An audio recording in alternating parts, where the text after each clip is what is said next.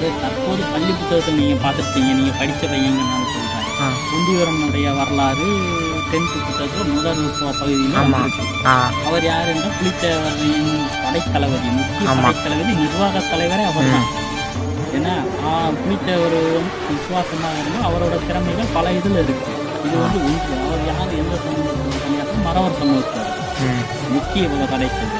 அடுத்து பார்த்தோம்னா நம்ம கொங்குப்பாளையம் மேற்கு மண்டலம் பார்த்தோம்னா தீரன் சின்னமலை தெரியுங்களா உங்களுக்கு? தீரன் ஓடா நிலையில் கோட்டையை கட்டி போர் புரிந்தவர், ஆட்சியர். அவருக்கு முஸ்லிம்களும் உளவுத்துறையின் முக்கிய படைப்பிரிவின் தலைவராக கொல்லாம் என்று அறியப்படுகிறார். அவரும் கொங்கு கவுண்டருடன் இணக்கமாகவும் முக்கிய படை பொறுப்புகள் இருந்தார். அதாவது பழங்காலத்தில் வந்து சாதி சமூகம் இருந்தது, இருந்தாலும் அவர்கள் ஒற்றுமையாக இருந்தனர், வேறுபாடு இல்லை. அதனால் தான் இந்த மண்ணுக்காக எல்லாத்துக்காகவும் தன் உயிரையும் சுதந்திரத்தை நீட்டினர். இந்த 2 பேர் பார்த்துருக்கீங்க.